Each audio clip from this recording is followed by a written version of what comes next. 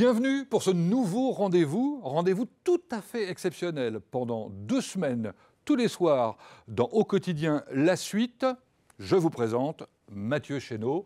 J'allais dire notre invité, notre animateur pendant 2 semaines. Oui, quelque part. Vous me laissez cette place et je la prends avec plaisir. Merci Pascal de me permettre de venir mentaliser nos téléspectateurs et les animateurs de l'MTV. Voilà, c'est l'idée. L'idée, c'est que Mathieu rencontre donc mentaliste célèbre ici au Mans et ailleurs, mais ça, on en reparlera plus tard. Piège en quelque sorte l'ensemble des collaborateurs de l'MTV qui ont bien voulu se prêter au jeu. Tout le monde n'a pas osé. Certains ont eu peur. Oui, c'est ce que j'explique après dans le spectacle. Déjà, c'est comme dans le spectacle d'ailleurs. Je ne force jamais personne à venir sur scène et c'est jamais intrusif. Et généralement, quand les spectateurs, après, ont vu les premiers spectateurs passer sur scène, après, ils sont plus détendus, ils ont envie de venir. Alors peut-être que lors d'une prochaine séquence, dans quelques temps, ceux qui auront vu ces séquences qu'on a tournées ensemble ici, eh bien, auront envie de venir la prochaine fois. Oui, parce que vous êtes là pour un événement ô combien considérable. Vous avez créé votre 3e spectacle, qui s'appelle Synchronicité. Oui, Synchronicité. Bon, c'est original. Oui. Ça veut dire quoi? Alors, qu'est-ce qu'une synchronicité? Bonne question. Ce sont des coïncidences improbables. Voilà. L'exemple que je donne toujours, parce qu'il est simple et à comprendre, si vous imaginez une personne et cette personne, quelques minutes après, vous appelle. Ce n'est pas n'importe quelle personne qui vous appelle, c'est celle que vous aviez en tête. Elle vous appelle. C'est des coïncidences qui sont complètement improbables. Et ces coïncidences qui sont complètement improbables, on va tenter d'en avoir dans le spectacle. Donc de les recréer, quoi. Exactement. Jusqu'à peut-être vous donner quelques techniques pour gagner au loto. Donc n'hésitez pas à venir, c'est toujours bon à prendre. Ah ben en effet, je suis preneur personnellement, hein, sans problème. Alors, donc ce spectacle, vous le créez au Mans. Ce sont les Manceaux qui seront les premiers à le découvrir. Tout à fait. En étant Manceau moi-même, ça va de pair avec le fait de pouvoir présenter au public Manceau ce 3e spectacle en primeur. Alors, vous travaillez évidemment dans toute la France. Hein. J'ai eu l'occasion de vous voir. Comment ça s'appelait ce théâtre à Paris? La Petite Loge. La Petite Loge. C'est ça, le plus petit théâtre de Paris, voire de France, voire du monde, c'était son surnom. J'avais trouvé ça absolument formidable. C'était il y a déjà assez longtemps. Ça fait combien de temps que vous avez commencé? Alors du coup, on est en train de calculer déjà, ça fait presque 17 ans que je pratique. Et LMTV avait repéré la pépite dès le départ. Alors, on était déjà à LMTV, on n'était plus Canal 8. Oui. On avait repéré la pépite. Quelle a été votre première invitation ici? C'était la toute dernière émission de Vincent Cerruti. C'était On fait le plein à l'époque, l'émission. Et je me souviens parce que j'avais mentalisé Régine. Voilà, les petits papiers. On en parlera peut-être tout à l'heure d'ailleurs. C'était de bon augure, effectivement. Ensuite, avec Olivier Morézin, je crois. C'est ça, quelques années avec Olivier dans Tous Azimuts. Tous Azimuts, tout à fait, avec Olivier, pendant quelques années aussi. Puis après, le plus gros des années, c'était avec Jean-Christophe K. Sur l'émission Il n'y a plus qu'à, Jean-Christophe K, que je salue, puisque c'est d'ailleurs le producteur de ce spectacle. Eh oui. Alors, précisons qu'on a fait une captation de votre premier spectacle, qui s'appelait... Qui était mentaliste. Vous n'êtes pas allé chercher très loin. Hein, non, mais au moins c'était direct et on savait de quoi on parlait. Et c'était relativement nouveau d'ailleurs, le mentalisme. Mais bon. Et ce spectacle, on va pouvoir le voir, mesdames, messieurs, dimanche prochain, donc sur LMTV. Et ça va être multidiffusé pendant 24 heures, bien évidemment.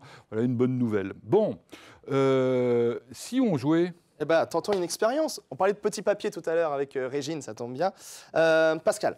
Ce que je vais vous demander maintenant, c'est de me faire, histoire de bien focaliser dans votre esprit, un dessin simple. Quand je dis un dessin simple, je marque ici le mot dessin, juste là, boum. Quand je dis un dessin simple, ne pensez pas forcément à une maison ou un arbre, parce que statistiquement, les gens pensent à une maison ou un arbre. Flûte. Et je sens que c'était ce que vous étiez parti déjà, Pascal, parce que je perçois les pensées. Flûte. Alors, vous avez quelques secondes le temps que je finisse ici pour penser à un autre dessin, mais quelque chose de simple. Imaginez, non vraiment, après, si vous avez envie de faire une maison ou un arbre, vous pouvez.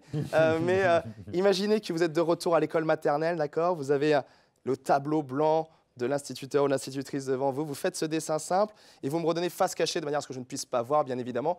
Je vous laisse ici et moi, je ne regarde pas, je ferme les yeux. Oui. Voilà, je me tourne même. Alors, je ne sais pas du coup à la caméra si on check que je ne triche pas. Hein. Et je ne suis pas non plus, je bouche mes oreilles pour pas qu'on pense que j'écoute les bruits du crayon aussi, ça c'est important. Et quand vous avez terminé, Pascal, vous mettez face cachée et on le cachera complètement ici pour être sûr que personne n'ait accès à l'information. Et vous me dites, Pascal, quand c'est bon.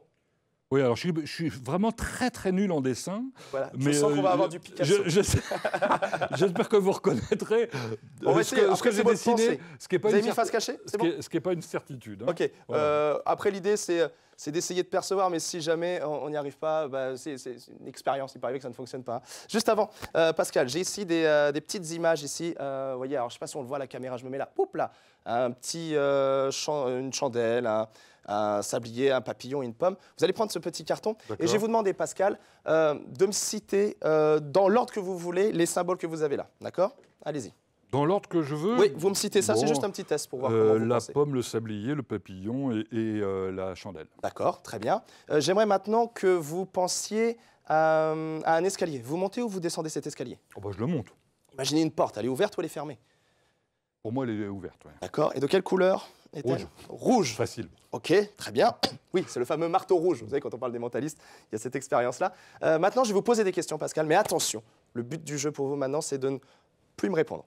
Et surtout, vous ne me dites pas oui, vous ne me dites pas non, et surtout, ne me répondez pas avec votre langage corporel. Je ne cligne pas des yeux, quoi. Voilà, mais c'est-à-dire que si je vous pose des questions et que ça ne vous parle pas, vous ne me dites pas non de la tête ou vous ne me dites pas oui si jamais... Ok, très bien. Pascal, je vais vous demander de visualiser maintenant votre dessin. Visualisez si c'est un... Est-ce qu'il y a des formes rondes ou cylindriques dans votre dessin? Ah oui, vous avez fait une de la tête. C'est instinctif. C'est très difficile, en fait. Mais oui, c'est ça. Ouais. Essayez vraiment d'avoir ce qu'on appelle le poker face, d'accord? Okay. Donc, est-ce qu'il y a des formes rondes ou cylindriques? Est-ce qu'il y a une forme allongée avec quelque chose qui repose sur le dessus? Est-ce qu'il y a une notion de transparence et de lumière? Est-ce que c'est quelque chose qui est vivant ou est-ce que c'est quelque chose qui est un objet? Est-ce que c'est quelque chose qui a un rapport avec l'extérieur ou plutôt avec l'intérieur? Est-ce que c'est un rapport avec le sol ou plutôt avec le ciel? Ok, merci Pascal.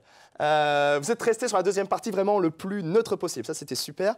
Ce que je vais vous demander maintenant, c'est de visualiser votre dessin dans votre esprit et je vais essayer de reproduire ici. Fermez les yeux, visualisez. Alors, je ne triche pas, de toute façon, la caméra va me suivre ici pour... Hop là. Voilà, c'est marrant parce que, juste arrêtez Pascal, est-ce que vous pouvez visualiser votre dessin dans votre esprit et commencer à le dessiner dans votre esprit aussi? Allez-y. Ok. Et vous avez fait quelque chose, il y a vraiment une forme arrondie hein, qui est là sur le dessus. J'ai quelque chose d'arrondi. Alors, je pense... Alors, je vais faire attention à surtout garder bien le secret en régie. Ne montrez pas ce que je suis en train de dessiner. Normalement, il n'y a pas de caméra derrière, donc c'est bon, mais j'ai quelque chose... Alors, l'idée n'est pas de reproduire exactement votre dessin, mais d'avoir l'idée, hein, Pascal, bien évidemment. Si vous avez pensé à un arbre, reprenons l'exemple, et que vous avez dessiné une voiture, ou je ne sais pas, ou une maison, ça ne marche pas. D'accord? C'est marrant parce que j'ai eu une réaction quand j'ai parlé de voiture, donc du coup, je pense que je suis sur la bonne chose. Je ne sais pas pourquoi. Vérifions ici. Alors moi, je ne peux pas changer, Pascal. Tiens, vous prendrez mon carnet ici. Tu peux regarder ou pas? Ah, attendez, on va remonter. Ok, alors moi, j'ai fait des petits détails en plus, mais on est plutôt pas là. Voici, mesdames, messieurs, le dessin de Pascal. Alors voilà, je montre là. Et Pascal, je vous laisse montrer le mien. Bah, pas mal. On est quasiment sur la même chose. Alors, ce qui est marrant, c'est que la forme arrondie, moi, j'avais la petite antenne en plus, que j'avais cru percevoir, que vous n'aviez pas faite. Alors, pour la petite histoire, j'ai commencé par les roues. J'ai fait le front bombé. Alors, quand je parle de front, du coup, je me suis dit, tiens, ça ressemble à un visage. Oh, puis non, je continue quand même la voiture. C'est ça qui est amusant, quoi. Enfin, ce qui est rigolo, c'est que, en fait, généralement, les gens... C'est pour ça que je voyais beaucoup de formes arrondies. Les gens font les voitures, vous savez, un peu en rectangulaire, comme carré, ça. Oui. Et là, j'ai perçu tout de suite chez vous les formes arrondies. Et c'est ça que je retiens ici sur la forme arrondie de la voiture, c'est quasiment la même. Je suis un passionné d'automobile, donc il faut le savoir. Bon, merci, Pascal. Et j'adore les petites voitures rondes, amusantes, jouées en quelque sorte. Je roule dans un jouet d'ailleurs, pour la petite histoire. Bravo pour ce premier numéro. Qu'est-ce que vous en avez pensé? C'était vraiment très sympa. C'est impressionnant. Enfin, comment c'est possible d'imaginer le dessin que quelqu'un d'autre est en train de faire. Bravo. Merci Pascal. Rendez-vous demain. Alors, je ne sais pas qui ce sera, mais en tout cas, vous aurez l'occasion de rencontrer Colin et Laurence, Antoine, Bruno Palmé, Alexandre, Laure, Chloé, Gaëtan. Enfin bon, bref. Oui, et certains sont même ressortis un peu déstabilisés des expériences, mais je n'en dis pas plus. Tout n'est pas encore enregistré au moment où on est en train de le faire. Bon, on se retrouvera pour la dernière, d'accord? Avec plaisir, Pascal. Bon, bah, c'est l'heure du jeu maintenant.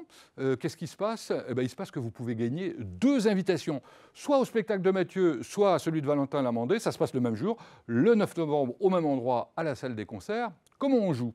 Eh bien, on reproduit le code que vous allez découvrir dans un instant. On l'envoie par mail à jeu@lmtv.fr et par tirage au sort, vous serez peut-être le regagnant Laurence vous en informera. Et si vous deveniez mentaliste? C'est possible avec le nouveau spectacle de Mathieu Chénaud, Synchronicité.